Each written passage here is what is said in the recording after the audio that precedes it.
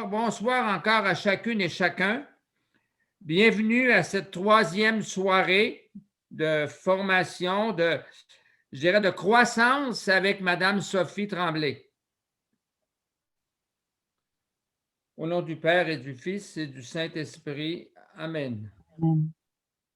Esprit Saint, feu allumé par Jésus ressuscité, viens brûler encore aujourd'hui nos cœurs, afin que, laissant tout pour suivre le Christ, nous découvrions la vraie joie des disciples.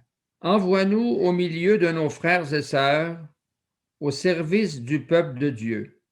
Envoie-nous en plein monde, avec les hommes et les femmes au cœur apostolique.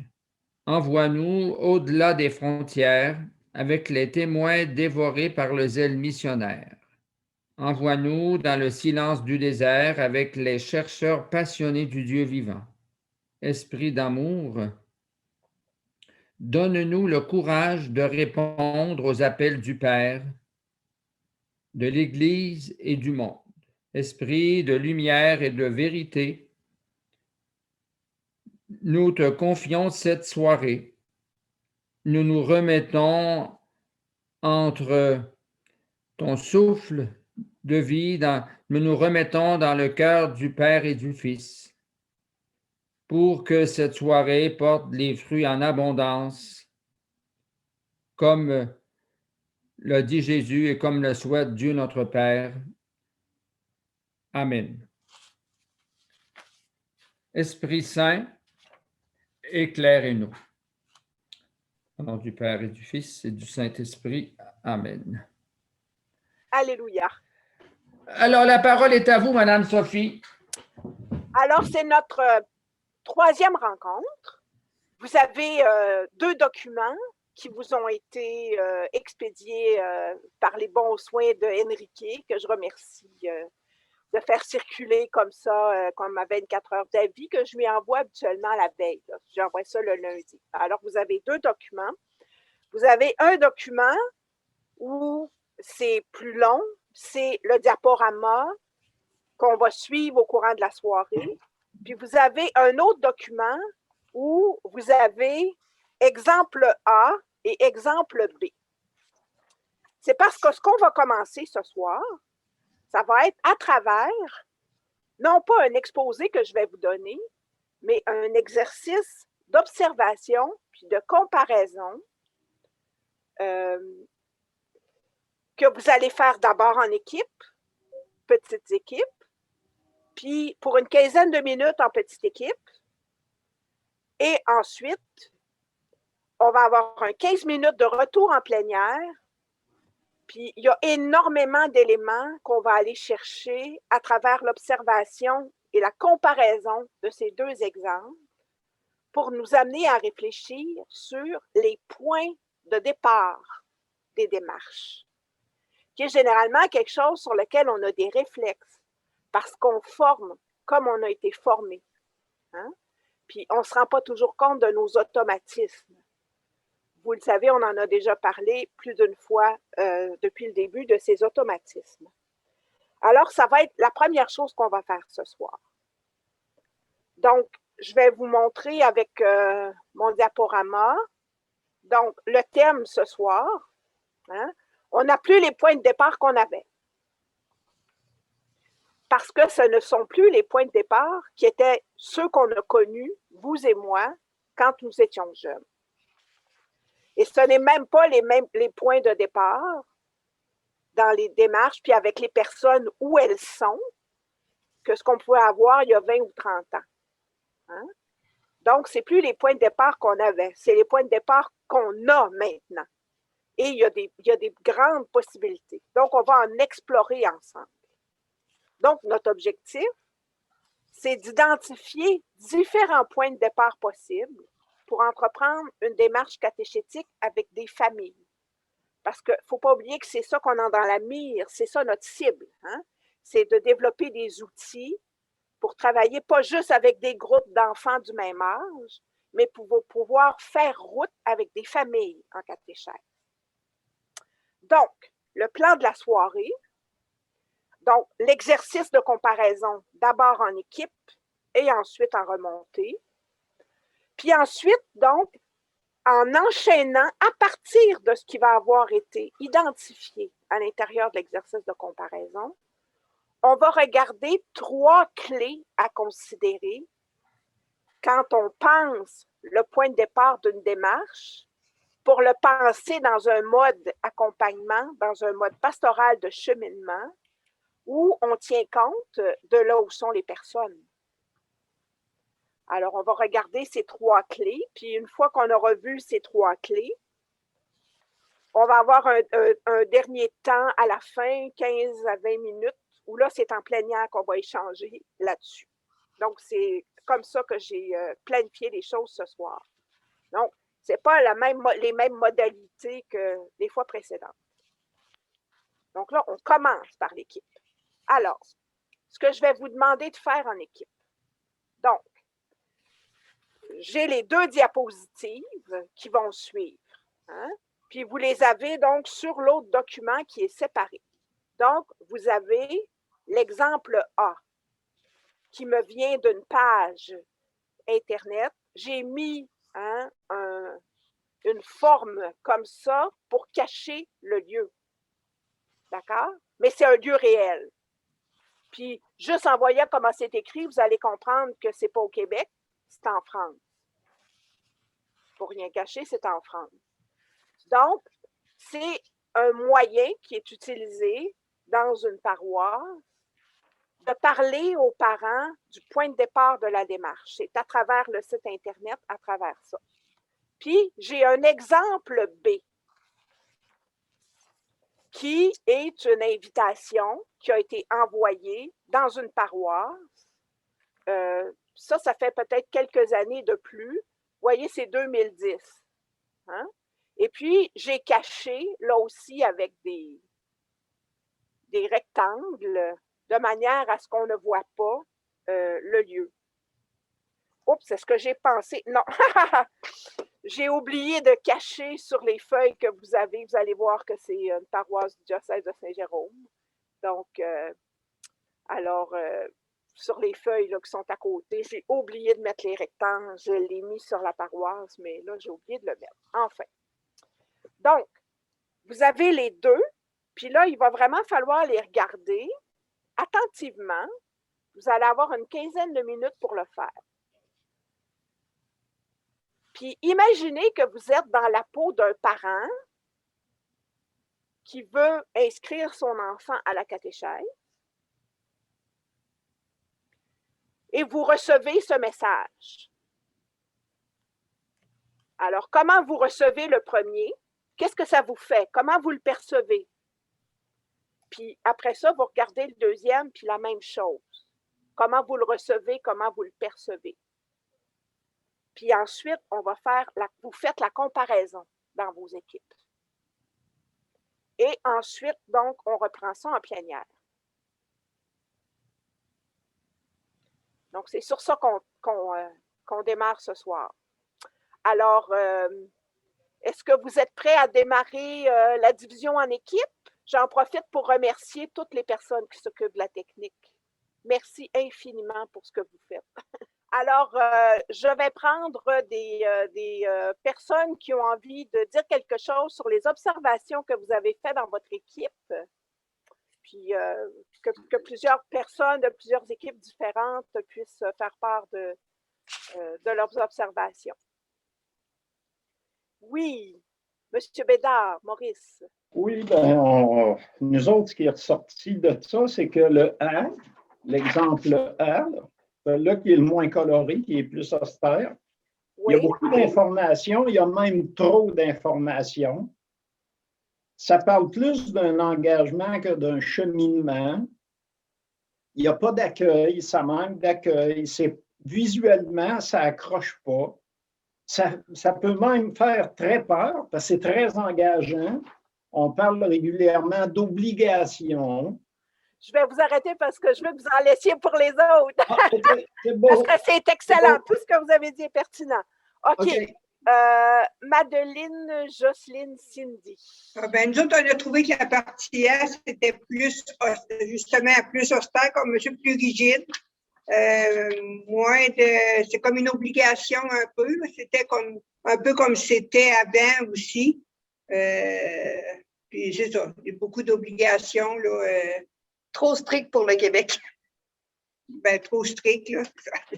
Ouais. Ça l'encourage pas à se présenter à cette formation-là ou à cette invitation-là, à répondre à cette invitation-là. Merci beaucoup. Nicole et Michel. Oui, alors voilà ce que nous, on a pensé, c'est catégorique. Le modèle A, il s'adresse à des parents habitués qui sont obligés de participer. C'est un modèle directif, rebutant, adressé à des gens habitués à être commandés. Il peut être apeurant, ça peut être du stress pour les enfants et je dirais même pour les parents. C'est un communiqué sec. C'est un modèle scolaire qui peut susciter un rejet. Est-ce que je continue avec l'exemple B ou… En fait, j'aimerais ça que vous me disiez quelques mots sur l'exemple B puis que les personnes qui suivent en parlent aussi, pas juste du A. Mais vous avez bien saisi des choses vraiment que je souhaitais qu'ils soient dites sur le A. Alors, je continue avec l'exemple B. Ça respecte la liberté. Les échanges sont favorisés. Quelqu'un a dit, ça ressemble à l'approche alpha. C'est chaleureux, accueillant, même l'image parle, c'est invitant. Les questions sont ouvertes et c'est ouvert aux périphéries. Les parents sont invités à s'impliquer, mais librement. C'est une approche pédagogique plus positive, attirante. Et puis, c'est une ébauche de catéchèse qu'on verra un peu comme une Eucharistie. OK, je vous arrête pour pas que vous disiez tout. D'accord, c'est mais bon. c'est riche. Je suis épatée de tout ce que vous avez été capable d'identifier. Rachel et Pierre. Oui. Évidemment, l'exemple A, c'est pas évident du tout. L'exemple B, la première chose, vous souhaitez lui transmettre des valeurs. Déjà, ils partent avec quelque chose de plus général qui va rejoindre tout le monde. Tout le monde veut donner des valeurs. Alors, c'est un beau point de départ. Et ensuite, là, on peut aller plus loin, là, poser un regard neuf sur notre monde, puis en venir à Jésus. Puis à la fin, comme parents, en quoi ça vous concerne, montrer qu'ils ont peut-être une petite implication à faire eux autres aussi là-dedans. C'est très intéressant. Vous nous montrez qu'il y a une progression dans la manière dont ça a été pensé. Ouais. D'une question à l'autre. Très intéressant. H-Marie 000. Oui, c'est Hélène Marie, oui. Oui. Nous, on a dit que le B, ça brisait les barrières du formalisme. Ça peut aider à attirer parce qu'il y a de l'échange.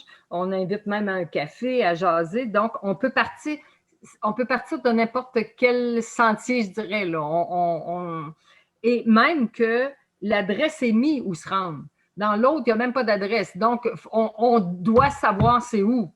Tandis que l'autre, on indique tout. Donc, avec le GPS, on peut se rendre, même si on est très loin de ça. Là. Voilà. Merci beaucoup. Fabuleux. À nouveau, Madeleine, Jocelyne et Cindy.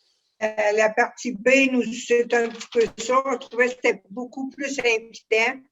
Puis, même si les parents, ils n'étaient pas nécessairement, ça faisait longtemps qu'ils n'avaient pas été à l'église ou peu importe, mais ils sentaient quand même qu'ils étaient accueillis, puis ils pouvaient quand même peut-être avoir, comme le monsieur disait, là, en quoi ça nous concerne, peut-être s'ils ont le goût de s'impliquer, et voir un peu que ça a l'air, puis en tout cas, la curiosité d'aller voir qu'est-ce qui va se dire là. Je trouve on trouvait là que c'était…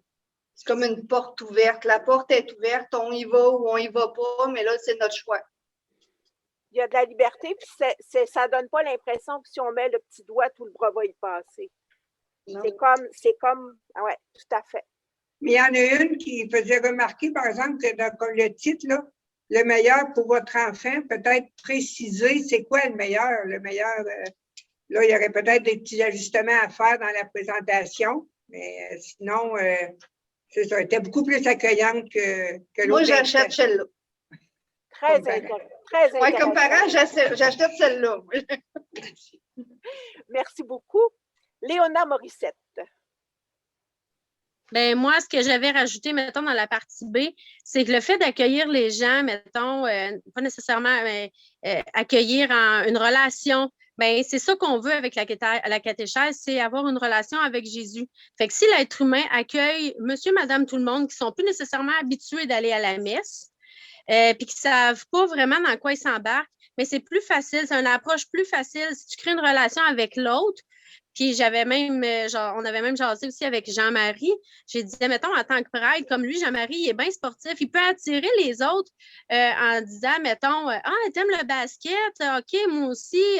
Tu savais-tu que t'es chanceux? Tu devrais bénir le bon Dieu parce que tu as des gens du palais. C'est amener Dieu dans son quotidien puis dire, ah, ouais, hein, as-tu envie de le connaître au fur et à mesure qu'on se rencontre? Ah oui, bon, ben, je pourrais t'inviter au catéchèse, tu apprendras à connaître c'est qui Jésus puis Dieu qui fait partie de ta vie. C'est des façons d'accueillir, puis après ça, c'est plus facile d'amener à la messe, puis c'est plus attirant. C'est plus attirant. Moi, en tant que parent, j'aime bien le social. C'est pas tous les parents qui aiment ça, par exemple, là, mais moi, j'aime ça, puis c'est plus facile. Le monde, quand ils te connaissent, ils savent par où passer pour t'amener à d'autres chemins qui vont mener à Jésus, pareil. Fantastique. Donc, à travers une approche qui n'est pas forcément bang, hein, mais qui passe à travers autre chose. Très intéressant. Estelle Roy. Oui, alors plusieurs choses ont été dites, mais c'est certain qu'on va toucher plus à l'aspect B, qui est vraiment centré sur le partage. C'est une belle place à l'ouverture, c'est chaleureux, c'est plus invitant. La présentation est agréable, les objectifs sont invitants. La personne est au centre. On laisse une place pour parler, pour discuter, puis on sait que les gens aiment donner leur point de vue. Et puis, ça semble être une communauté de partage. Alors, on a terminé en disant que ça touche le cœur de leur enfant. Quand on dit le meilleur pour votre enfant, bien, ça, c'est quelque chose que les parents veulent. Ils veulent tous le meilleur pour leur enfant. Puis ça, bien, on l'a ciblé. Alors, excellent. Jeanne Robichaud.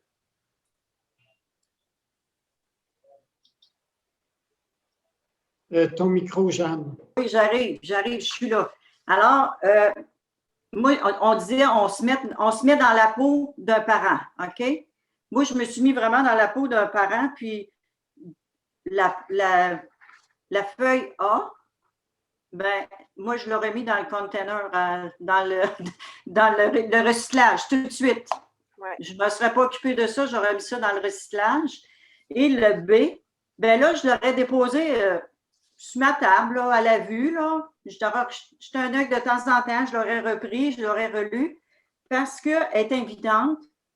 Puis les images dans notre équipe, ce qu'on est sorti aussi, de voir les images. Ça fait famille, c'est invitant, les parents, c'est souriant, c'est. Puis, ben, on disait aussi de venir prendre un café, venir jaser simplement, pas s'engager, venir jaser. Alors, pour moi, ça, c'était. Je l'aurais gardé, puis probablement que je me serais inscrite parce que c'était invitant. C'est ça. Merci. Merci beaucoup. Hélène Marie. Le fait aussi que le A, là, quand on le reçoit, là, si on regarde, là, ça part du 7 octobre au 7 avril. Fait que quand les enfants sont déjà au basket, au hockey à 50 000 cossins, là, tu vois ça, tu te dis, ah, là, non, là. Mais c'est à moins que tu tiennes vraiment à voir ton étante, puis à plus d'entendre parler après, comme ça a déjà été. J'aime beaucoup ce que vous soulignez sur la question de l'agenda qui est 100% fixé. C'est un point important, alors que de l'autre côté, on n'a pas encore quelque chose qui est coulé dans le béton. C'est ouvert à pouvoir être discuté ensemble. Je ne sais pas si vous savez, que la question de l'horaire, hein, de la gestion de l'horaire d'une personne, ça fait partie de sa bulle personnelle. Fait qu'imposer un horaire sans discussion à quelqu'un, peu importe qui, là, puis bien en dehors du contexte de la catéchèse, là, ça peut vraiment être ressenti comme quelqu'un qui fait une intrusion, qui va mettre la main dans votre sac sans votre autorisation, sans vous le demander. Et, tu sais, ça fait comme quelqu'un qui va forcer, hein, la place qu'il va prendre. Donc, c'est un élément important à souligner. Donc, je le souligne à gros traits sur la question de l'horaire. C'est une question sensible. Puis, c'est pas parce que les parents ne sont pas intéressés. C'est parce que se faire imposer quelque chose sans pouvoir discuter, puis sachant qu'il y a toutes sortes de choses qui peuvent être complexes. Je vous en raconte un peu plus tout à l'heure sur cette question-là, que ça peut être complexe. Donc, c'est comme une intrusion. Veut pas, l'effet que ça fait, là, on s'en ferme. Carmen Dubé. Nous, dans notre équipe, on a fait le lien avec le cours de la semaine dernière, l'autoroute et les sentiers. Ouais. On trouvait que le A, c'était l'autoroute et le B, c'était vraiment les sentiers. Et le A, bien, il y en a une qui disait, bien, on a l'impression qu'on s'en va à l'école. On a un cours et on a comment on dirait ça, un bulletin à la fin de l'année. Tandis que l'autre, on va participer à une rencontre où on a, comme Estelle disait tantôt, c'est la personne qui est au centre de la rencontre et tout ça. Alors, il y a de la place pour, comme l'agenda, comme tu dis, l'agenda, bien, on la fait ensemble. On la propose, mais on n'impose pas comme telle. Ouais. Et puis, dans la deuxième, c'est sûr que tu vois, l'heure est marquée entre telle heure et telle heure. Il y a de la place, c'est ouvert. Tandis que le premier, bien, c'est à telle heure, point, c'est à telle heure, mais ça ne dit pas combien de temps que ça dure. En effet. Ouais. C'est comme s'il y a quelque chose. J'aime la manière dont vous l'exprimez. C'est vrai qu'il y a quelque chose du style de l'autoroute à travers le premier exemple. C'est comme se faire enrégimenter. Oui. Hein? Rentre dans les rangs. Il ne faut pas que ça dépasse. Oui, oui. C'est moi qui viens. C'est ça, exactement. Monsieur Bernard de Maupoux. Et ça va être la dernière intervention avant que je reprenne avec mes diapositives. Oui, le premier pour moi, c'est l'exemple A, c'est très cartésien. Oui. L'exemple B, je ne répète pas tout ce qui a été dit, mais c'est beaucoup plus humain, il y a plus de souplesse. Puis ce qui est agréable, c'est que si vous voulez de l'information ou une réservation, vous pouvez le faire parce qu'il donne un numéro de téléphone. C'est des petites choses techniques. Réserver avant le 20 octobre, ben, ça invite les gens qu'au 20 octobre, on peut leur retéléphoner d'un coup qu'ils auraient oublié. C'est bien important, ça, aujourd'hui, pour les réunions. Puis l'entrée est libre. Alors, c'est plaisant de savoir qu'on n'a pas d'obligation forcée. Tout à fait. Excellent. Que vos remarques sont pertinentes. Donc, vous avez vraiment bien senti toute la différence entre les deux. Et c'est vrai que le premier est vraiment typique d'une manière autoroutière de concevoir le point de départ, alors que le deuxième va vraiment plus dans le style réseau de sentiers. Et là, je vais revenir à mon diaporama. On a vu nos deux exemples. Donc, on poursuit la comparaison sur la base de ce que vous avez dit. Vous l'avez déjà dit, tout est aménagé entièrement, 100% par les gens qui sont les formateurs, les organisateurs. Hein? On arrive avec quelque chose de toute pensée dans lequel, hein, comme on disait, il faut comme s'enrégimenter, il faut marcher là-dedans. Le plan est déjà fait. Il y a quelque chose là-dedans qui dit marche ou crève, on pourrait dire. Hein? Donc, il y a une rigidité qui est venue par ça, mais c'est du fait que ça a été pensé uniquement par les formateurs. Hein? Donc, on est dans un point de vue vraiment qui est celui de la relation didactique, quand on parlait des relations en éducation, à la fin de la présentation de la semaine dernière. Hein? Donc, c'est uniquement la personne qui va être la formatrice ou le formateur qui pense les choses, qui propose les choses toutes pensées. Puis le point de départ qui est là, il est pensé en fonction du contenu, en fonction de comment on aménage le contenu. Telle rencontre, on va parler de telle affaire, telle rencontre, on va parler de telle autre. Voyez-vous, c'est comme si on pense au contenu, puis les personnes rentreront là-dedans, tout simplement. Hein? On organise le contenu de manière déjà prédéterminée. Et ça, c'est à partir des formateurs. 100% à partir des formateurs. Ça marchait comme ça autrefois. Puis, en mode autoroute, c'était bien normal que ça marche comme ça. Donc, toujours des caractéristiques de ce qu'on a vu dans l'exemple A. Donc, c'est vraiment la domination de la relation didactique puis du processus enseigné. C'est la parole de la personne qui donne la formation, des personnes qui l'organisent, qui passent en premier, et ces personnes-là pensent à quand est-ce qu'elles vont le dire et dans quelles conditions elles vont le dire. Mais c'est comme si le terme des personnes en apprentissage, donc les enfants, les parents, les familles, ça fait le mort. Ils n'ont pas le choix de faire le mort, puis vraiment de faire le mort, dans une circonstance comme ça qui est assez planifiée de manière rigide. Plus c'est rigide, puis plus ça prend peu de choses pour que ça fasse le fou. Hein? C'est vraiment comme ça que ça se passe. Alors, c'est vraiment la relation didactique. Puis j'ai vraiment choisi les images. Je peux vous dire que je les ai cherchées longtemps pour en trouver qui soient parlantes. Donc, la personne qui est là, avec son livre dans la main, dans l'image qui est à gauche, c'est elle, qu'est-ce qu'elle dit? Hein? C'est à ça qu'elle pense. Et puis, vous avez le livre. Hein? Donc, vous avez des personnes peut-être dans le groupe, mais tout est centré sur le livre. C'est le livre qui est au premier plan, hein? Dans lequel tout a déjà été ordonné. Donc, ça, c'est le mode autoroutier. Et c'est vraiment comme ça que les choses sont pensées dans l'exemple A. Donc, quand on dit, mettons, on va penser nos parcours de catéchèse, là, puis on va décider d'avance, à partir d'un livre, toutes les étapes dans lesquelles ça va suivre, en fonction de tel texte biblique, puis après ça, tel autre, puis tel thème, puis tel sujet. Si on détermine tout d'avance, bien, on fonctionne d'une manière qui va plutôt comme ça.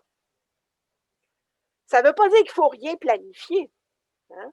Mais ça veut dire que si on boucle tout de manière fermée, bien, on s'enferme complètement dans la relation didactique puis dans le processus enseigné. Puis si on fait ça, il ne faut pas s'étonner que les gens ne se sentent pas responsabilisés, ne se sentent pas partenaires, parce qu'ils n'ont pas été inclus comme partenaires pour prendre une part de la responsabilité. L'exemple B, qui n'est pas parfait, mais qui est intéressant, hein, il nous montre un point de départ qui a été pensé en fonction des apprenants. Puis, vous l'avez dit de plusieurs façons différentes. C'est la relation qui est mise en premier. Et c'est d'essayer de voir c'est quoi les préoccupations des parents, des familles, pour entrer dans un processus qui peut durer un certain temps, un certain nombre de rencontres, plusieurs années, on ne sait pas. Mais, donc, ce qui est mis en premier, au lieu de vous dire « voici le programme, voici l'horaire », c'est « commençons par faire connaissance », puis si on s'embarque dans quelque chose qui va nous demander du temps puis des déplacements, bien, aussi bien réfléchir ensemble à ce qui fait qu'on va le faire. Hein? Puis de cette façon-là, on peut aussi trouver que parfois, c'est peut-être pas un seul chemin qui va être la manière de le faire. Il y a des adaptations possibles. Puis là, bien, comme on considère les gens comme des partenaires, c'est pas juste à nous de faire tous les détours, mais ils savent aussi qu'ils ont un rôle à jouer à l'intérieur de ça. Mais on leur a envoyé le signal au départ en leur disant « vous êtes partenaires. On ne part pas comme si vous n'étiez pas là puis que vous rentrez dans nos affaires. On part en parlant avec vous de dans quelle direction on va, puis par quel chemin ça va bien aller. » Donc, c'est aménagé en dialogue. C'est sûr que pour faire ça, il faut avoir pensé à des propositions. faut avoir réfléchi aussi aux limites de ce qu'on est capable d'offrir. Hein? Puis là où on peut avoir besoin d'un coup de main, puis là où ça relève de la responsabilité des familles. Mais on ne boucle pas tout sans avoir discuté. On arrive avec des propositions qu'on met sur la table, puis on les organise ensemble. Hein? Donc, on l'aménage en dialogue. Puis à ce moment-là, on ne se brusque pas mutuellement par rapport à la question de l'horaire. Parce que là, c'est des deux côtés qu'il y a un respect à avoir. Donc, si nous, on ne s'impose pas avec un calendrier tout fait, on est aussi en droit de dire, bien, il y a quelque chose qui est à respecter de mon côté aussi, parce que moi aussi, j'ai des responsabilités, puis je ne peux pas tout faire pour tout le monde, tout le temps, n'importe quand. Là. Alors, ça laisse de la place pour tenir compte des personnes, hein? Pas juste des rôles, mais des personnes. Donc, ça fait qu'on accorde l'importance première à la relation pédagogique. Puis, dès le départ, on commence avec le processus formé, pas avec le processus enseigné. Puis là, vous avez des images que j'ai prises pour représenter le processus formé. Donc, c'est important le fait que ce soit en rond. Puis même s'il y a une personne qui anime, c'est pas juste elle qui parle avec un livre, on voit qu'elle s'adresse à des gens. Puis du côté droit, ben là, ça paraît encore plus. On ne sait même pas s'il y a quelqu'un qui anime. Il y en a sûrement un ou une qui anime. Mais donc, on est penché ensemble sur, mettons, un texte biblique. Ils ont des bibles dans les mains, à ma connaissance, sur cette image-là. Alors, on est dans la relation pédagogique, dans le processus formé, où on joue le rôle de guide. Mais pour ça, il faut compter sur la relation. La relation n'est pas juste un bonus qu'on va trouver fantastique, elle est une condition pour qu'on puisse avancer. Alors, on la met au départ. Et la relation d'apprentissage aussi est importante. Il y a une importance qui est donnée au processus apprendre. Du fait de poser la question, qu'est-ce que vous voulez transmettre à votre enfant? Qu'est-ce que vous voulez que votre enfant retienne? Que vous jugez suffisamment important pour que ça vaille la peine de mettre du temps là-dessus, puis que ça fasse partie de votre vie. Et puis là, ça permet d'impliquer toutes sortes de choses qui peuvent se passer en dehors des rencontres qu'on a avec les personnes. Puis là, j'ai fait exprès, j'ai vraiment cherché mes images. Vous avez la grand-maman qui fait son chapelet avec la main d'un enfant. Voyez-vous? Donc, il y a une dimension intergénérationnelle qui va être comme prise en compte comme quelque chose qui peut faire partie de la démarche. Ensuite, j'ai trouvé quelque chose qui vient de chez vous, circuit du patrimoine religieux et spirituel. Donc, la possibilité d'aller visiter des lieux, soit que les familles y vont, puis qu'on en reparle après ou qu'on va ensemble. Mais voyez-vous, ça fait partie du processus apprendre. Il y a une dimension d'exploration. C'est les personnes qui sont menées par leur curiosité puis qui entrent en contact avec les choses à visiter. C'est vraiment intéressant de visiter des lieux de culte puis d'en discuter. À travers tout ce qu'on peut remarquer, il y a énormément de sens qui est véhiculé dans nos lieux de culte, à travers la manière dont c'est décoré, dont c'est fait, à travers l'architecture, à travers l'histoire, à travers les œuvres d'art. Fait qu'on peut faire de la place à ça beaucoup plus facilement si on a commencé d'une manière où on est ouvert à être partenaire dans la formation. L'autre exemple que j'ai mis, c'est un enfant qui est en train de regarder la crèche familiale qui est mise au pied de l'arbre de Noël. Moi, vous n'avez pas idée de toutes les idées que j'ai de ce qu'on peut faire avec une crèche dans une maison. C'est absolument extraordinaire. Puis ça, là, même avec quelques familles sur Zoom, là, à partir des crèches que chacun a, qui souvent ont une histoire. Ne fût-ce que l'histoire de comment on l'a choisie si elle est récente, mais parfois aussi, elle vient des générations précédentes. Puis, ça permet donc de raconter. Donc là aussi, on est en mode sentier. Puis, on donne la place à la relation d'apprentissage du fait d'avoir un point de départ ouvert où ce qu'on cherche, c'est de créer un partenariat, hein, pour avancer avec les gens à partir de ce qu'ils ont dans leur bagage. Donc, il y a ce que nous, on a à proposer qui va se combiner avec les choses qu'eux autres ont, puis peut-être qu'ils ne réalisent pas qu'ils ont ça dans leur bagage. Alors, il y a toutes sortes de formules possibles pour avoir ce genre de point de départ ouvert. Donc, ça peut être par rencontre individuelle. Ça peut être des rencontres avec les familles une à une. Ça peut être une rencontre avec un petit groupe de familles ou avec un petit groupe de parents. Vous voyez l'exemple B, là? Ça, c'est avec un groupe de parents. C'est les parents qui sont invités. L'invitation, dit-elle, si les enfants peuvent venir. Probablement que les enfants sont bienvenus. Mais je ne sais pas. D'habitude, il faut penser à ça, hein? Quand on invite des familles. Ça se peut qu'il y ait des enfants de différents âges. Puis si on invite juste les parents, il n'y a rien qui dit qu'ils peuvent confier les enfants à quelqu'un d'autre facilement, là. Donc, il y a cet élément-là qu'il faut considérer. Donc, si c'est un groupe de parents. Ça peut aussi être pensé dans un grand groupe, mais à ce moment-là, il faut se ramasser aussi avec plusieurs personnes qui vont subdiviser le grand groupe en petits groupes pour des temps d'échange. Donc, avec une personne qui va avoir des liens avec quelques familles, puis qui va assurer ensuite un suivi avec ces familles-là.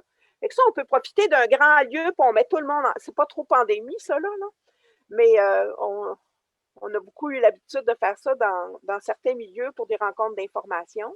Mais au lieu d'avoir toujours le grand groupe, de demander s'il y a des questions, puis qu'au bout du compte, personne ne prend la parole, c'est plus long à faire lever, c'est plus intimidant quand tu as 50 personnes, là. Mais si c'est par petits groupes à l'intérieur de cette grande rencontre, ça va permettre qu'il y ait un échange où il va y avoir des liens qui vont se créer, des liens, puis une forme de partenariat. Et ça, c'est ma première clé.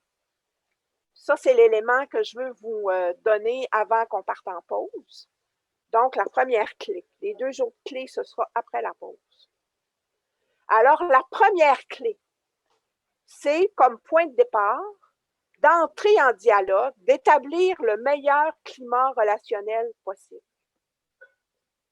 Possible. Ça ne sera pas fantastique à tous les coups. Mais de vraiment prendre l'initiative, nous, de mettre tout en place pour favoriser ce climat-là.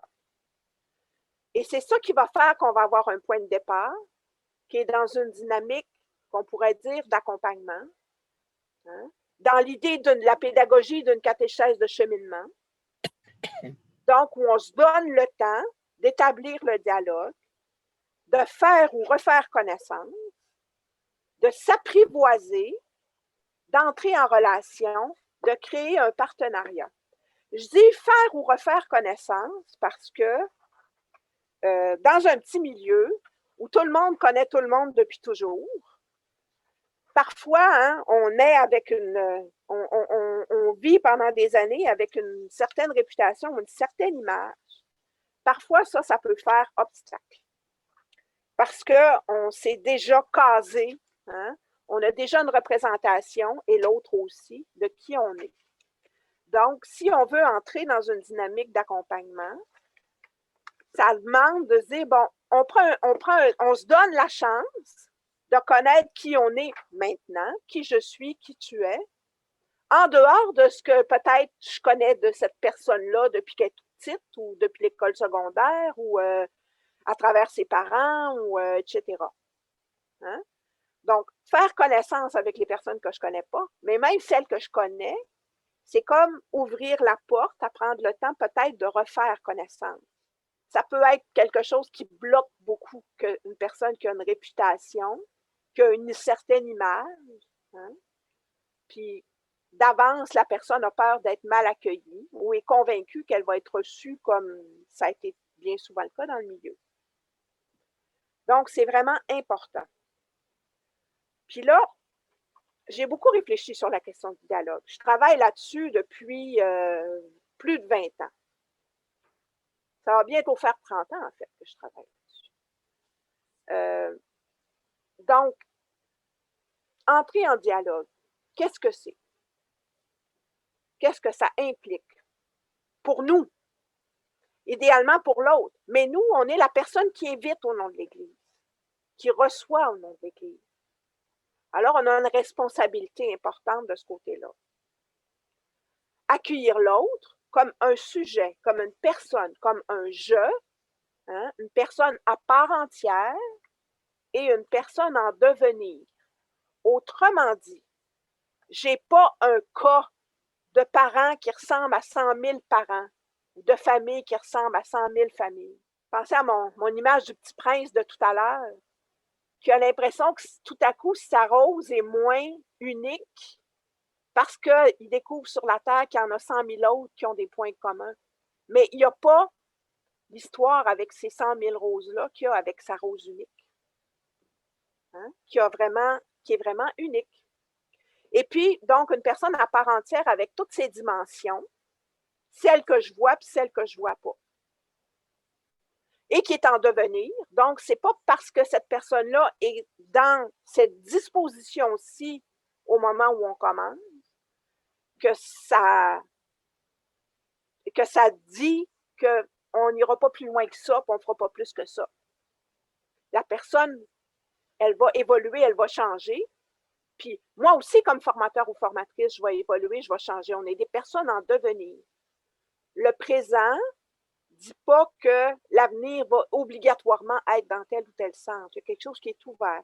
Puis d'autant plus quand on pense que, quand on parle de dialogue dans un contexte comme ça, il y a toujours aussi cette autre présence qu'on ne peut pas compter comme une troisième, parce que ce n'est pas une présence qui fait nombre comme si c'était un autre humain qui s'ajoutait.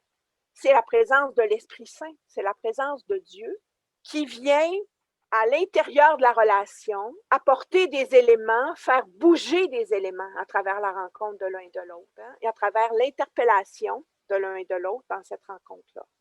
Puis qui peut nous amener bien au-delà de ce qu'on pourrait imaginer. Ça demande de s'intéresser à l'autre dans ce qu'il a d'unique. S'intéresser aux personnes, prendre l'autre en considération, tenir compte de son expérience et de son langage, favoriser la liberté et la responsabilité de part et d'autre. Vous l'avez tellement bien dit pour l'exemple A, que ça donne l'impression qu'il n'y a aucun espace de liberté à l'intérieur de ça. L'espace de liberté va favoriser la responsabilité.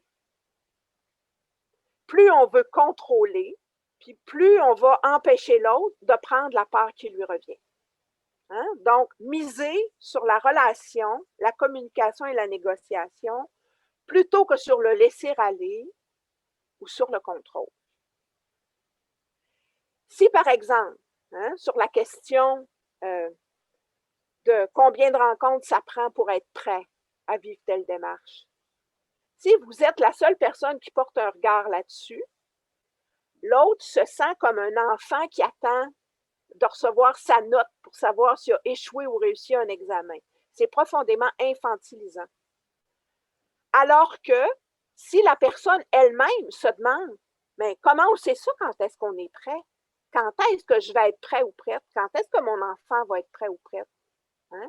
Si la personne porte aussi la question, donc, on a ouvert la porte, hein, à la relation, à la communication, à la négociation. Puis la personne, dans la liberté, se voit remettre une part de responsabilité. Elle va la prendre, cette part-là, beaucoup plus facilement, pas nécessairement à tout coup, mais certainement beaucoup plus facilement que si on laisse aller les choses sans revenir en dialogue là-dessus, ou si on cherche à tout contrôler comme s'il y avait zéro confiance. Hein? Dans la personne qui est aussi présente dans la démarche. Par rapport à ça, je tiens simplement à vous dire que dans nos manières de présenter les choses, dans nos invitations, dans nos entrevues, dans nos rencontres où on commence à mettre en place une démarche, et aussi dans nos animations à travers la démarche, on a un piège qui vient de la manière dont on a tous été formés. C'est le piège des questions fermées, puis le syndrome de la bonne réponse. Puis là, j'ai mis un exemple. Mettons qu'il pourrait être dans une catéchèse qui touche le pardon. Alors, 2 questions. Une manière de la poser qui est fermée, puis qui provoque le syndrome de la bonne réponse. Si on vous demande, peux-tu pardonner à quelqu'un qui t'a blessé profondément? Si vous êtes dans un groupe de catéchèse, puis qu'on vous pose cette question-là, pensez-vous sérieusement que vous pouvez dire oui sans vous attirer, sans que ça vous attire des tomates? C'est comme, voyons donc, hein? Déjà, ça nous dit qu'il faut comme entrer, ça nous dit déjà qu'il y a un modèle auquel il faut se conformer. Donc, ça va provoquer cette tendance à vouloir se montrer sur son beau jour, de peur d'être jugé, d'être catégorisé. Alors que si on pose la même question de façon ouverte, pardonner, c'est parfois très difficile, c'est parfois plus facile. Pour quelle raison, d'après toi? Est-ce que parfois c'est plus facile, parfois plus difficile? Et là, au lieu d'avoir la bonne réponse, ça nous met ensemble en réflexion sur, dans notre expérience humaine, comment les choses se vivent autour du pardon. Puis, on pourra parler la semaine prochaine avec le kérigme pour voir comment on peut venir refaire des liens avec le centre de notre foi autour de ça. Donc, ça, c'est vraiment très important quand on entre en relation. Ça a été souligné tout à l'heure, et très judicieusement, comment il y avait une progression, puis il y avait cette dimension de questions ouvertes qui était dans la deuxième invitation. Hein? Donc, je le relève là parce que ça me paraît un ingrédient important. Et puis, bon, il me reste 2 diapositives. Hein? Donc, j'aime beaucoup l'exemple donné par Jacques Salomé, hein, qui est psychosociologue, qui est aussi écrivain. Donc, vous avez peut-être croisé les livres ou les textes à un moment donné ou l'autre. Donc, il utilise une écharpe. Quand je travaille avec un groupe, la question du dialogue pastoral, j'apporte toujours un foulard. Puis là, l'exemple que Salomé prend, c'est qu'une personne en tient un bout, puis l'autre personne en tient l'autre. Puis ça, c'est comme la relation. Bien, dans la relation, chacun tient son bout. Il y a ce qui vient de moi et qui va vers l'autre. Mais l'autre va recevoir ce qui vient de moi, puis va en faire quelque chose. Pas forcément ce que moi j'y avais mis, et vice-versa. Il y a ce qui vient de l'autre et vient vers moi. Et comment je vais recevoir et ce que j'en fais. Hein? Donc, c'est important que moi, je prenne en charge ma part, mon bout de foulard. Parce qu'il n'y a rien que là-dessus que j'ai du pouvoir. J'ai du pouvoir sur ce qui vient de moi et va vers l'autre. Puis sur comment je vais recevoir ce qui vient de l'autre et ce que je vais en faire. Le reste, c'est dans ses mains. Je n'ai pas de pouvoir sur comment l'autre reçoit ce qui vient de moi et ce qu'il en fait. Puis, ça, je ne sais pas qu'est-ce qui va venir de cette personne-là. Ça lui appartient, ce n'est pas sur mon terrain. Alors, quand je parlais là, de l'enjeu du contrôle ou du laisser-aller, le laisser-aller, ce serait comme laisser tomber mon bout du foulard. Là, il n'y a plus de relation. Hein? Le contrôle, qui est une tendance pas juste en Église, hein, ça va être de faire comme si je pouvais prendre les 2 bouts de la relation, les 2 bouts du foulard dans mes mains. Vouloir agir à l'autre bout de la relation, mais je n'ai pas le pouvoir d'agir ici. C'est dans la main de l'autre. Puis si je veux prendre les 2 bouts du foulard, il n'y en a plus de relation. Hein? Donc, ça, c'est des éléments qui sont importants. Puis, on a à apprivoiser le risque d'entrer en relation. Mais, ce qui justifie ce risque, c'est qu'il y a la grâce d'entrer en relation. Tout ce dont on se prive, quand on n'ose pas s'y ouvrir, c'est fou, c'est fou. Fait que ça vaut la peine de prendre ce risque. Et je vous dirais que notre filet de sûreté, c'est l'esprit. Puis peut-être pas de la manière qu'on s'y attend. Ça ne nous empêchera pas d'être déstabilisés. Hein? Mais on n'est pas seul là-dedans. Des fois, on parle de Dieu comme si Dieu n'était pas présent et agissant, comme si c'était juste quelqu'un d'extérieur de qui on parlait. Mais il est présent dans la relation. Peu importe hein, qu'on le dise ou pas. Je termine là-dessus, avant qu'on prenne la pause. Dans la période du catholicisme culturel dont on a parlé, hein, on a beaucoup entré, malheureusement, dans les tensions qu'on avait avec les parents, dans ce que Jacques Salomé qualifie de relations infantilisantes. Et ce qu'on a à développer présentement, dans vraiment une catéchèse familiale et missionnaire, ça va être ce que lui qualifie de relations créatives et vivantes. Au centre, c'est des verbes neutres. Demander, donner, recevoir, refuser. Quand c'est fait d'une manière infantilisante, on va chercher le moyen, à travers la manière dont on va demander, d'exiger et de culpabiliser. Malheureusement, l'exemple A le fait très bien et vous l'avez vraiment vu. Au lieu de donner, on impose et on exige. Hein? Au lieu de recevoir, on prend et on arrache. Au lieu de refuser, on s'oppose et on rejette. Vous l'avez très bien vu hein, et nommé de différentes façons. Cette manière d'approcher qui est très contrôlante et qui est très, très habitée par la peur de perdre le contrôle. Plus on est rigide, plus c'est parce qu'on a peur de perdre le contrôle. Ça infantilise. Donc, ça fait que le parent, la famille, va se sentir diminué dans sa capacité de prendre sa part puis de prendre des responsabilités.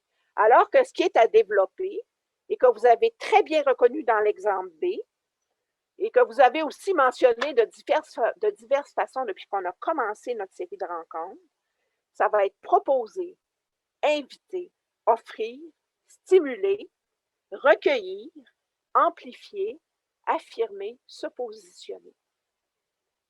Donc ça va être une manière de vivre ces 4 verbes d'action-là, mais d'une manière où on se tient debout devant un autre être humain qui a le droit d'être une personne autre que moi, puis qui est dans une relation où chacun tient son bout du foulard.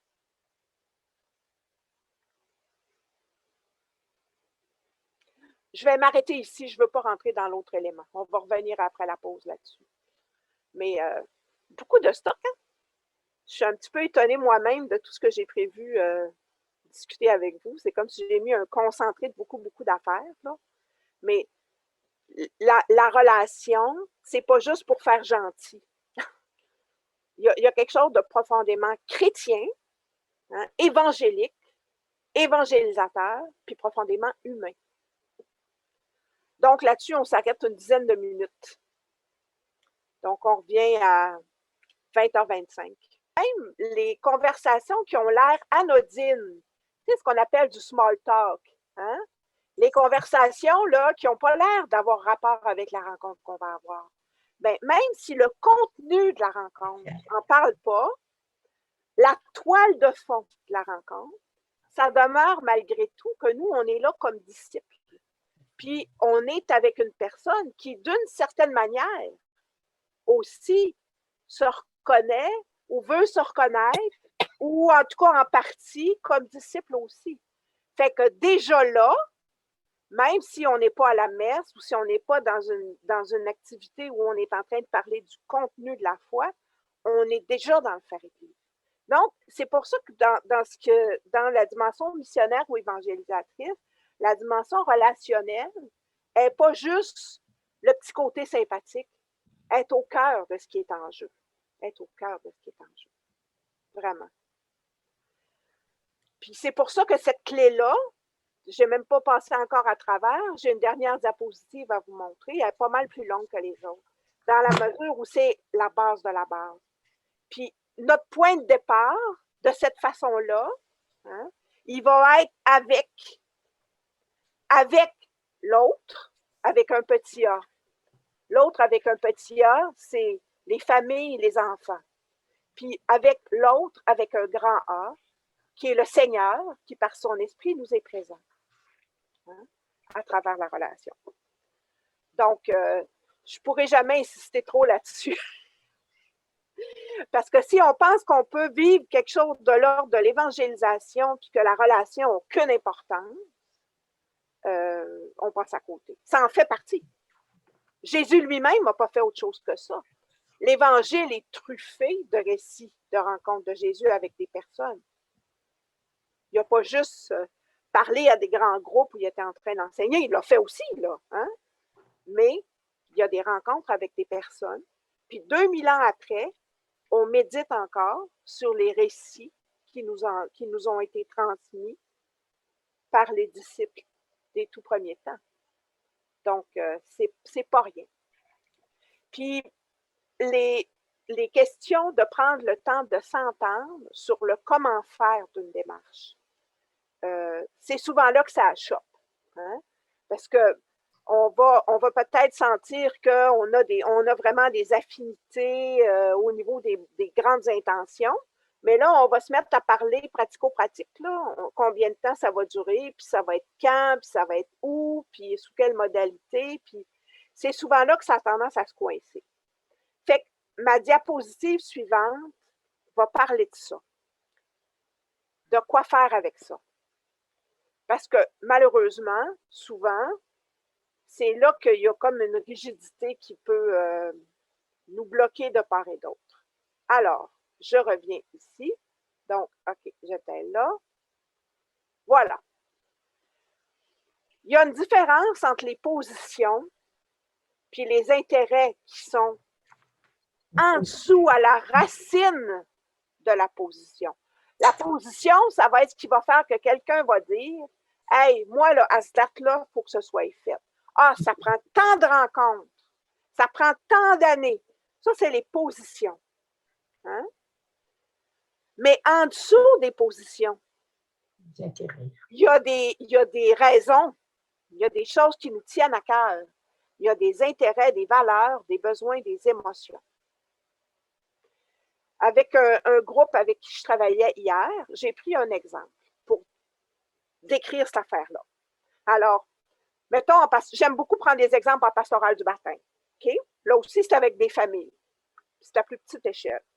Donc, vous avez une famille qui vous arrive, qui appelle au presbytère, puis qui demande le baptême pour le bébé, puis ils ont déjà une date, parce qu'ils ont de la famille qui vient de l'étranger, puis que là, ils ont trouvé un moment où les gens vont être capables de prendre l'avion de différentes parties du monde, puis qu'ils vont être capables de se retrouver tous ensemble.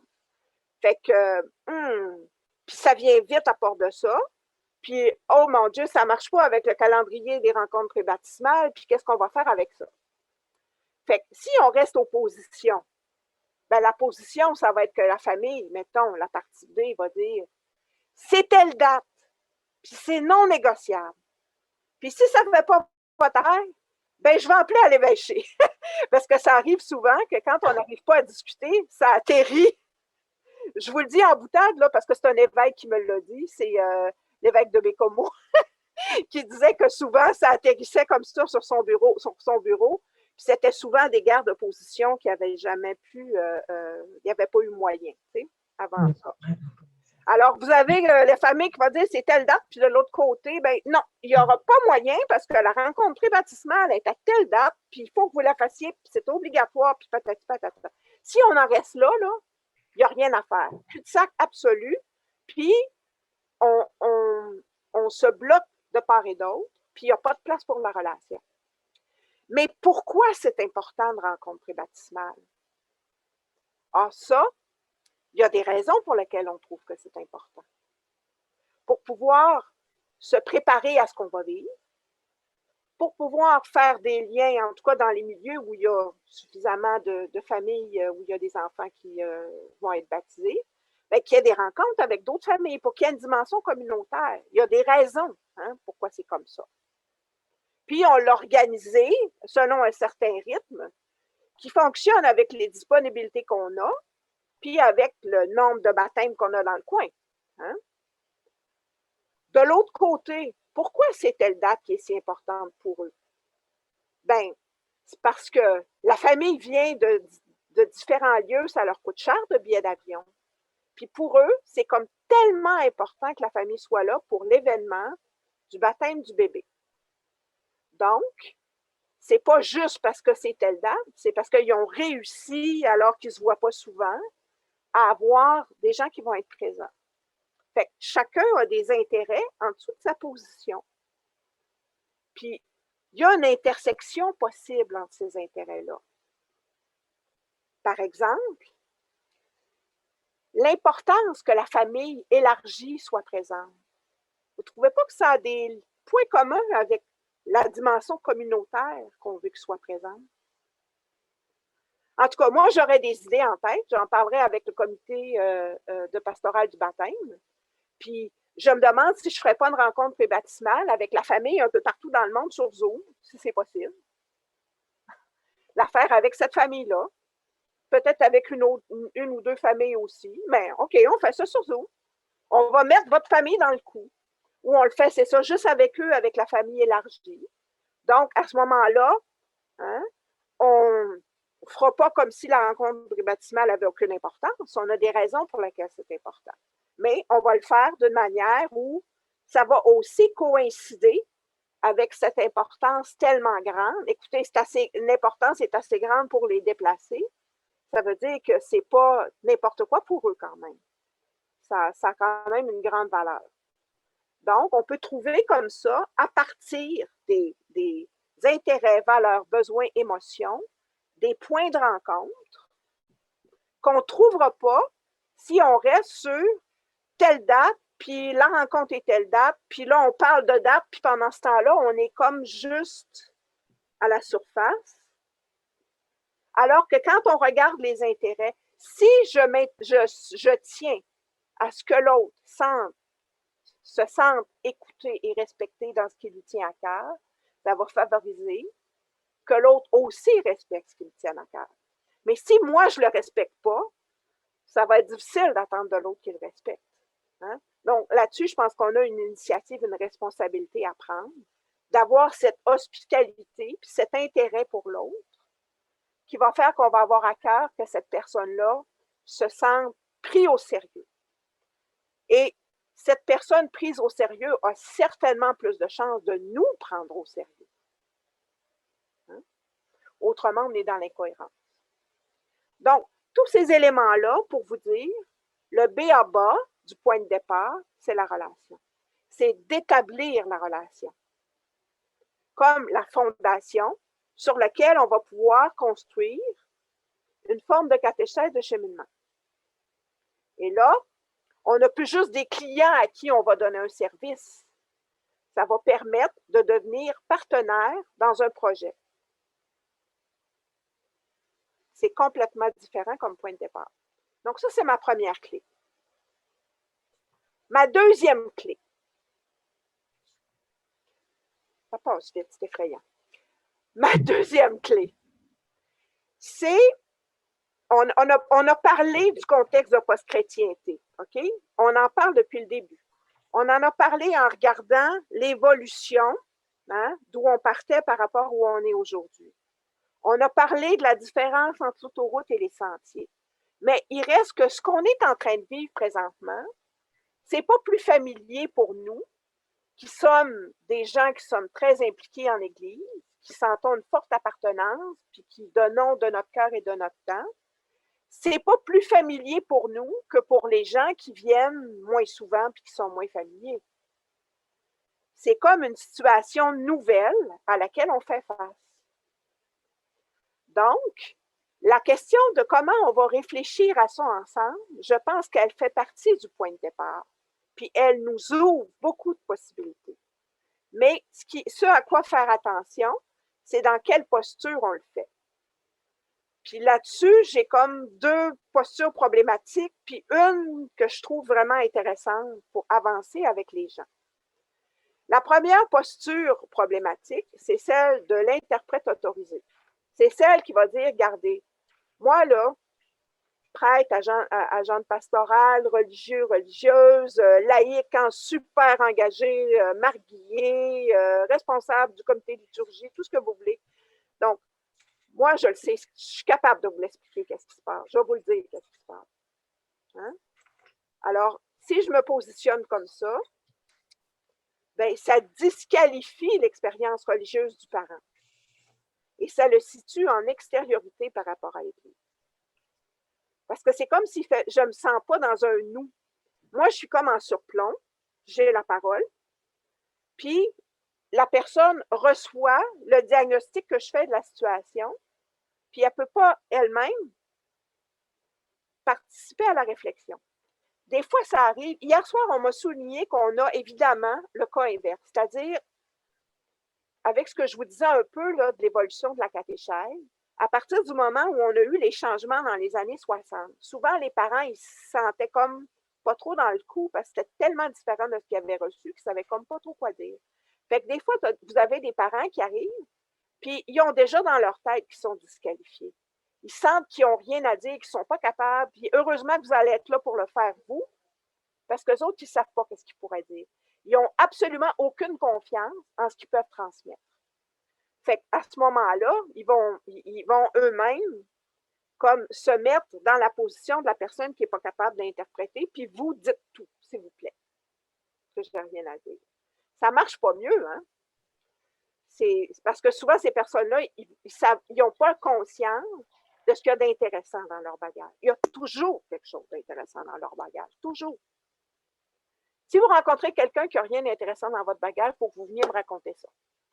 Parce que moi, dans mon expérience, puis dans toutes les personnes avec qui j'ai travaillé, c'est jamais arrivé que je rencontre ça. Sur l'autoroute, là. Toujours quelque chose d'intéressant. Toujours être sur l'autoroute. Vous avez l'autre posture qui n'est pas mieux. C'est celle de la grand-mère dépassée. Hein? Vous voyez la grand-mère avec sa petite fille, explique-moi comment ça se passe. Vous, là, vous vivez dans la société d'aujourd'hui, vous comprenez comment ça marche. Hein? Mais nous, on ne le comprend pas. Ça ne marche pas mieux. Parce qu'à ce moment-là, c'est comme faire si nous, on ne vit pas dans cette société-là. On n'est pas plus nous à ce moment-là avec eux.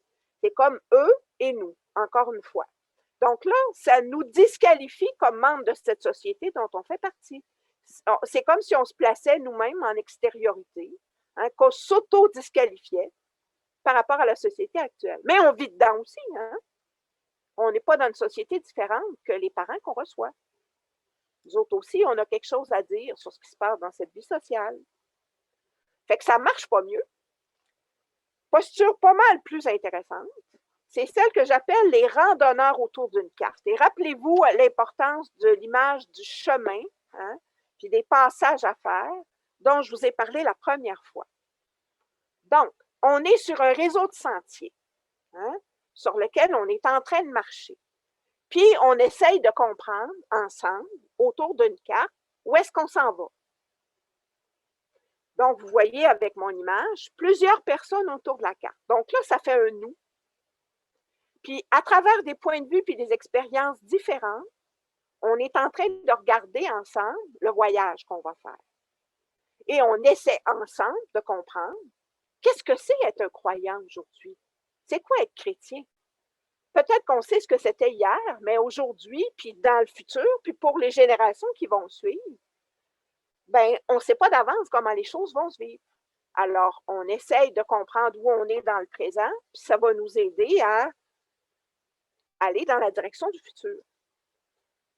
Et avec la complémentarité de points de vue. Et une reconnaissance donc mutuelle, qu'on a des choses à apprendre ensemble. Ce que ça a comme effet, et qui est vraiment intéressant, et qu'on peut rechercher en adoptant cette posture-là consciemment, c'est que ça favorise, et chez soi, et chez l'autre, et chez nous, catéchètes, formateurs, et chez les parents et les enfants, l'empathie et la solidarité. On est dans le même voyage. Fait que si quelqu'un reste coincé les pieds dans la boîte, on s'en fout pas. Ça nous concerne, hein?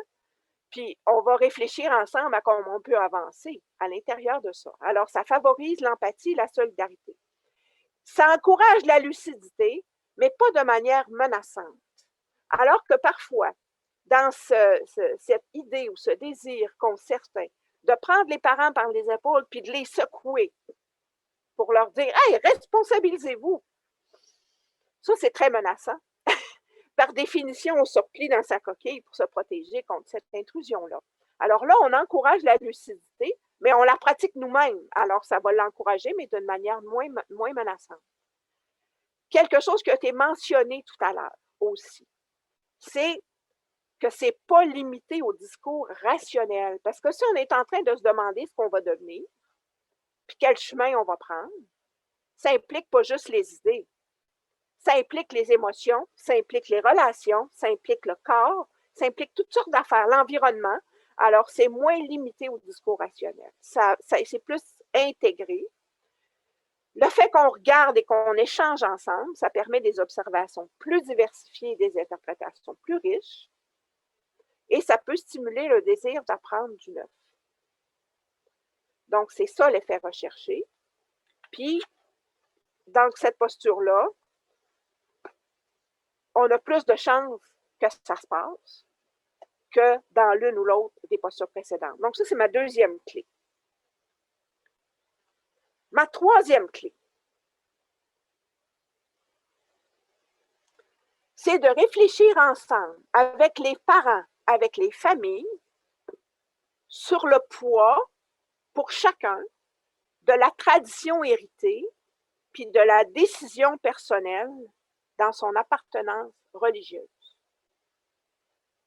J'ai écrit un livre là, où j'ai ces deux mots-là dans le titre, entre tradition et décision. Et je pense que pour beaucoup de familles, comme pour nous d'ailleurs, pour vous et moi, on a à faire une relecture de ce qu'on a reçu pour voir à quoi on adhère vraiment, puis qui vaut la peine. Puis qu'on ne fera peut-être pas nécessairement comme les personnes de qui on l'a reçu. Donc, on relie son héritage parce qu'on va s'appuyer dessus. On ne fait pas juste le répéter comme un automatisme. Et ça va permettre qu'il y ait une part de décision personnelle qui favorise l'engagement et la responsabilisation. Fait que ça, là, si vous voulez un thème là, pour discuter avec un café-dessert, là, vous n'êtes pas obligé de l'amener avec ces mots-là, mais je vous assure que c'est incroyable ce que ça donne. Même avec des gens engagés en Église depuis très longtemps. Moi, j'ai la surprise, en tout cas, de voir qu'il y a parfois des gens qui sont catéchètes depuis des années, puis là, tout à coup, c'est comme s'ils n'avaient jamais pris le temps de se poser cette question-là. Ou ils se l'étaient posée depuis X temps. Puis dans le fond, ils réalisent maintenant, oups, c'est plus pareil, ça a évolué, parce qu'on est tous en devenir par rapport à ça. Fait qu'on ne se situe pas de la même manière par rapport à notre héritage, dépendamment de la période de la vie où on est. Les personnes qui sont parents de jeunes enfants, ils ne perçoivent pas de la même façon ce qu'ils ont reçu de leurs parents, puisque leurs parents ont fait, que quand il n'y avait pas d'enfants. Puis quand ils deviennent grands-parents, ce que je n'ai pas encore eu l'occasion de vivre, mais j'ai été témoin de beaucoup de personnes qui le vivent, bien là aussi, on dirait que ça leur donne un autre coup d'œil là-dessus. Ils font comme, ils s'y relient d'une autre façon. Donc, c'est vraiment quelque chose de très pertinent pour tout le monde et ça nous permet vraiment de prendre un point de départ où il y a une forme de discernement qui se fait à l'intérieur de ça.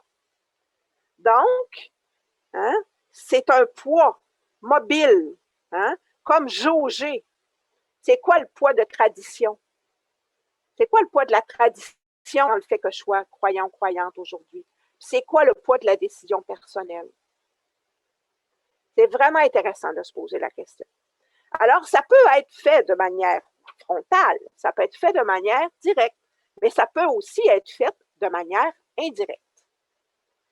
Moi, en catéchèse avec les familles, je l'ai fait plus de manière indirecte, mais ça peut très bien se faire de manière directe. Ça, je l'ai fait plus avec des groupes d'adultes. Une manière de le faire directement, ça va être de dire, chacun a reçu un héritage religieux dans sa famille, à l'école, à la paroisse, ailleurs. Cet héritage-là, il n'est pas le même pour chaque personne. Puis, ben, moi, comme vous, j'en ai un héritage. Ah, c'est quoi le vôtre? Qu'est-ce que vous percevez de ce que vous avez reçu? Qu'est-ce que vous en gardez? Est-ce qu'il y a des choses que vous voulez plus tenir à distance? Moi aussi, je me pose ces questions-là. Vous en êtes où aujourd'hui? Alors, si chaque personne peut se faire ce questionnement direct, ça fait extrêmement intéressant comme échange. Mais, dans bien des cas avec les parents, à dire, pour une approche plus douce, ça va être intéressant de le faire avec des moyens indirects. Et là, j'en ai quelques-uns à vous suggérer. Ça peut être fait à travers une approche ludique. Ça peut être à travers un jeu questionnaire pour voir qu'est-ce que les personnes se rappellent de leur catéchèse, des prières, mais le faire comme un jeu, pas comme quelque chose où on a à performer, puis en glissant quelques éléments absurdes à travers ça aussi, un peu d'humour. Hein? Donc, il y a la manière de jouer à partir de ça. Moi, je me souviens d'avoir vu une personne en pastorale du baptême qui avait fait circuler une petite vidéo chez les parents qui allaient se présenter à la rencontre prébaptismale. Puis là, après ça, elle avait comme une espèce de questionnaire, puis faisait comme un jeu télévisé. C'était vraiment drôle. Puis en même temps, mais ça faisait que les gens essayaient de se rappeler de ce qu'ils avaient vu, puis aussi de ce qu'ils avaient reçu. Ils avaient organisé ça de manière très ludique, puis c'est vraiment intéressant. Ça amenait les personnes à vraiment réfléchir sur ce qu'ils avaient reçu, puis sur de quoi ils se rappelaient, puis qu'est-ce que ça voulait dire pour eux autres aujourd'hui. Fait que ça peut être le fun comme approche. Ça peut être à travers des récits. Moi, j'ai fait ça avec les familles beaucoup à travers des récits. Par exemple, autour de Noël. Ça, Noël, c'est fabuleux. Hein? C'est un moment magique pour pouvoir faire la catéchèse avec les familles. Je faisais raconter aux familles, c'est quoi vos traditions de Noël dans votre famille? Vous fêtez ça comment? C'est absolument fabuleux ce que je me faisais raconter. L'importance que les jeunes accordaient à la visite aux grands-parents, puis qu'ils le reconnaissaient comme une tradition. Hein? L'importance du repas en famille, l'importance de toutes sortes de choses qui peuvent avoir l'air anodines, mais souvent qui sont porteuses d'éléments de tradition chrétienne, hein, puis qui ont été conservés dans les coutumes. Fait que c'est vraiment faire raconter, là, c'est rare que les gens n'embarquent pas là-dedans. Hein? Il y a quelque chose là-dedans qui est accessible à tout le monde. Utiliser des objets. Tantôt, je vous ai mis le chapelet ou la crèche familiale. Hein? Ça peut vraiment être intéressant d'utiliser des objets comme ça. Ou des photos. Hein? Donc, pour essayer quelque chose qui est un petit peu étrange, puis là, on cherche qu'est-ce que c'est. Ou les gens sortent des photos de leur album de famille, puis là, on partage les photos. On fait circuler les photos. Hein? Par exemple, si on veut, à travers une catéchèse d'initiation, si on veut parler du baptême que les jeunes ont reçu, ben, sortez des photos de votre baptême. Hein? Ou une idée que j'avais eue pour faire une catéchèse en ligne avec des familles, c'était de leur demander pour le petit temps de prière dans la catéchèse en ligne, de sortir les cierges de baptême qui étaient cachés dans leur tiroir. Ça, là, quand on a les gens en ligne, demander de sortir des objets, ben c'est pas comme s'ils ont à le traîner au sous-sol de l'église où il y a des chances que plusieurs personnes l'oublient. Ils ont ça à portée de la main à la maison. Fait que ça fait pas mal de possibilités intéressantes. Donc ça, c'est pas des moyens frontaux. Puis moi, j'ai une préférence pour ceux-là avec les familles. Fait qu'il y a plein de choses intéressantes qu'on peut faire comme point de départ à partir de ces éléments-là. Donc, la relation, regarder ensemble la situation de post-chrétienté pour comprendre où on est, d'où on part, puis réfléchir ensemble sur le poids de la tradition puis de la décision. C'est comme des clairières, des carrefours hein, à l'intérieur du réseau de sentiers où on peut se retrouver, même si on ne vient pas des mêmes sentiers, Mais on arrive au même endroit, puis il y a un endroit où on peut s'asseoir, puis on peut prendre une pause ensemble, puis parler des chemins par lesquels on est passé. Puis là, je ne pensais pas que je parlerais si longtemps. Je pensais qu'il y aurait plus de temps pour avoir des réactions puis de l'échange après. Il reste à peine 5 minutes. Mais j'aimerais bien ça quand même à travers ces 5 minutes, s'il y en a qui ont envie de rebondir sur des éléments que je viens de vous... dont je viens de vous parler, que je viens de vous livrer. Donc, s'il y a des gens qui ont envie de réagir du tac au tac, j'aimerais bien ça pouvoir vous entendre, ne fût-ce que quelques minutes. Oui, monsieur Bernard de Maupoux, allez-y. Ouvrez votre micro, je vais vous entendre. Excusez-moi. Moi, je suis grand-papa et puis j'ai ma petite fille. Je l'avais amenée à la cathédrale ici. Et puis, qu'est-ce que fait un jeune enfant de 4-5 ans? Il court. Nous, Oui. on s'est agenouillé devant l'autel. Puis là, on a parlé. J'ai dit, là, c'est la maison de Jésus là, que tu vois. Et c'était la fraîcheur des enfants qui nous font découvrir d'autres choses. Alors, elle va vers l'eau bénite. Elle trempe toute sa main dans l'eau bénite. Ah! Une autre fois, c'était la crèche que j'avais amené les personnages. Je lui ai dit, bon, ben, tu peux installer des personnages. Je ne les connaissais pas beaucoup, c'est l'occasion de les connaître. Elle m'a fait une crèche spéciale. Elle met Jésus puis tous les personnages en rond autour. Je trouvais ça original et très beau. Et cette année, on a refait ça, mais là, elle a 9 ans. Cette année, on avait une grande crèche en bois, puis des personnages en plâtre, puis une petite crèche en plâtre. Alors, je mettais la petite crèche en plâtre dans la grande en bois. Et là, cette année, elle a fait les personnages dans la grande crèche, puis en face, la petite crèche en plâtre avec les personnages. Fait que je trouve que les enfants nous amènent à sortir des cadres qu'on s'était fait pour nous faire voir beaucoup de belles choses comme ça. De leur point de vue, hein, ils nous montrent des choses qui nous passent sous les yeux puis auxquelles on ne porte pas attention de la même façon. Ils sont très libres, c'est ça qui est beau. Oui, puis la relation grands-parents-petits-enfants, là, c'est une des raisons pour lesquelles la catéchèse intergénérationnelle, pas juste parents-enfants, mais aussi avec des grands-parents, plusieurs générations, c'est d'une extraordinaire richesse.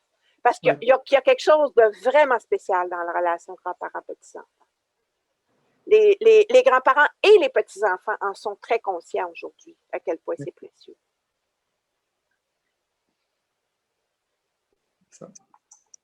Merci beaucoup de nous l'avoir partagé. Merci. Une ou deux personnes. Bon, est-ce qu'il y a d'autres réactions? Vous pouvez lever la main, demander la parole. Oui, Marguerite. Oui, moi, c'est ça. On dirait qu'on est tous bouche bée, tellement Madame Tremblay elle est intéressante et motivante. Alors, c'est un peu ça que je veux dire. Je suis bien contente d'avoir, dès ce soir, eu déjà un début de comment on pourrait faire. Là, tu sais. On a déjà un bon départ. Et puis, voilà, c'est ça que je voulais dire. Félicitations, Madame Tremblay. Merci beaucoup. Merci. J'essaie de partager avec vous là, ce que j'ai de meilleur. Je ne donne pas beaucoup de temps en concentré. Madame Boulanger, Nicole Boulanger. Oui, c'est vraiment intéressant. Je voulais juste partager un petit témoignage. Mon fils, avec sa blonde, ils ont passé 1 an en France, 2 ans en France, OK? Puis leur petite avait 2 ans à ce moment-là quand elle est partie pour la France. Là, ils sont revenus. Puis là, eux autres, c'est pas des croyants, ni mon fils, ni en tout cas ce qu'ils disent, ni sa blonde, mais ils se sont amusés à visiter les églises là-bas. Oui. OK? Puis la petite, elle a adoré ça, mais ça ne le disait pas, là. Mais elle est revenue au Québec, puis cet enfant-là est devenu croyante. Elle est rendue à 5 ans, puis elle, pour elle, Jésus, là, c'est bien important. Puis Marie, c'est bien important.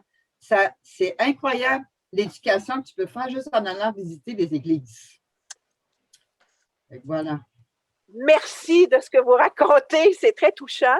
Puis ce que vous dites aussi, là, sur quand les personnes se disent non-croyantes, il y a des gens qui disent « je suis athée », mais il ne faut pas prendre pour acquis que c'est nécessairement ce qu'on a dans la tête en entendant ce mot-là. Il y a des gens qui mettent toutes sortes de choses en tout ça. Hein? Il y a des gens qui disent qu'ils sont athées, puis ce n'est pas parce qu'ils ne croient pas en Dieu, c'est parce qu'ils ne veulent pas être affiliés nécessairement à une religion directement. Mais vous avez des gens croyants qui vont dire ça. Fait que c'est étonnant. Attention, il y a certains mots que les gens, qu'est-ce qu'ils mettent en dessous? Ça vaut la peine d'écouter. Léonard.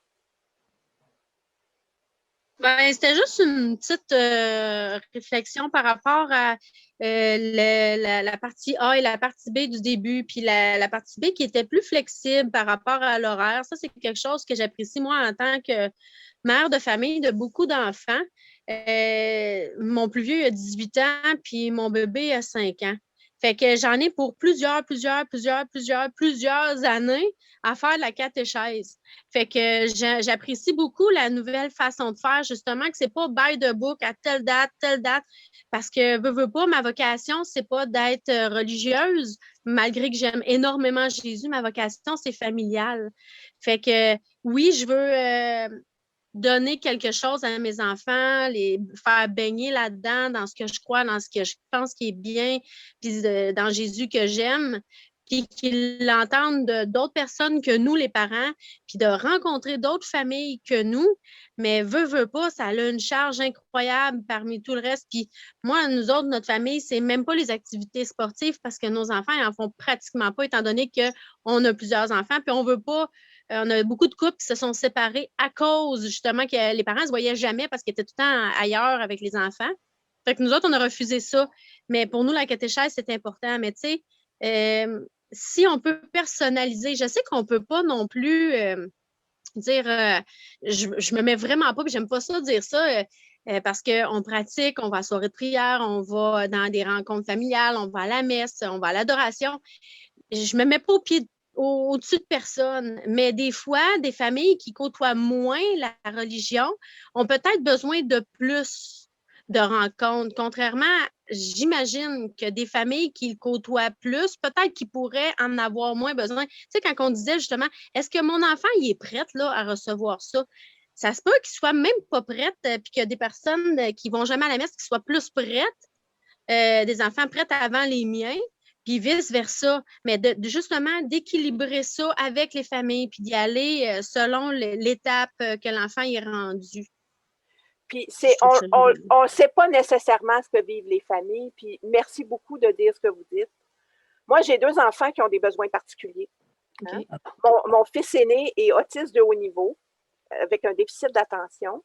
Mon plus jeune a une dyslexie, dysorthographie.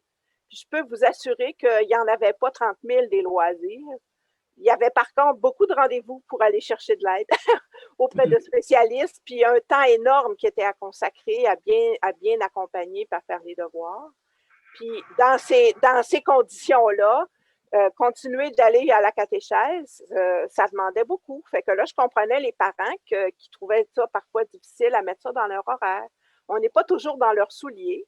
Puis quand on prend le temps d'en parler avec eux, puis de voir qu'est-ce qui fait leur vie, on est peut-être moins porté à faire des jugements, puis ça peut peut-être nous aider à trouver des moyens de faciliter les choses pour qu'ils puissent être présents, puis les trouver avec eux. Oui. Fait que merci beaucoup de l'avoir dit. Puis là, une dernière intervention, parce que, écoutez, on a déjà dépassé 5 minutes. Donc, Claudette et Solange, puis ça va être la dernière intervention pour ce soir.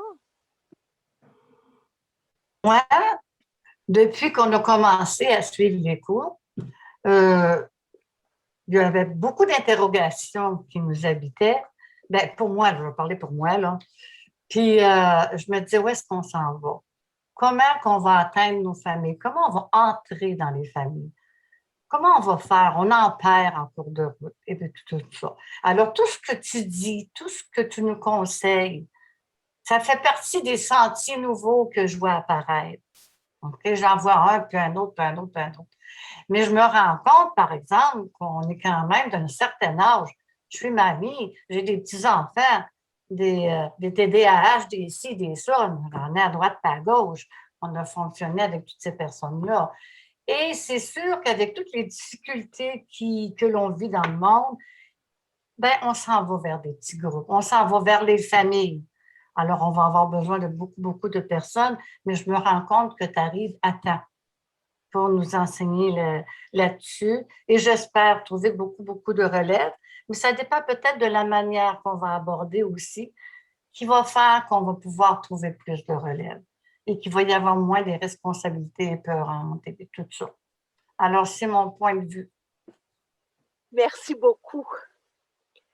Sans passer à toute vitesse, on a déjà 3 rencontres de fête. Et la semaine prochaine, on va parler du kérigme. Hein? Comment on articule ce qu'on fait au kérigme comme la colonne vertébrale qui nous permet de ne pas nous retrouver tout étourdis dans toutes les directions. En vous remerciant de tout cœur de votre présence, de votre écoute et de votre participation. Je me sens privilégiée de vivre ce chemin avec vous. Je ne me prive pas de le dire ailleurs, à quel point je trouve l'expérience marquante. Alors, ben, merci beaucoup, Madame Sophie. Comme vous avez pu voir, les cœurs, les pouces levés, la très grande satisfaction, la joie d'être en chemin, la joie de connaître des nouveaux sentiers et puis de le faire ensemble. Oui. Alors, moi, j'entends aussi des commentaires, des réactions qui me donnent énormément d'espérance. Merci beaucoup. Et puis, je vous donne la bénédiction que notre Dieu d'amour, notre Dieu de tendresse et de bonté continue de veiller sur vous, de vous protéger, puis de vous faire grandir dans l'esprit missionnaire. Au nom du Père et du Fils et du Saint-Esprit. Amen. Amen. Merci, Madame Sophie. Bonne semaine à tout le monde.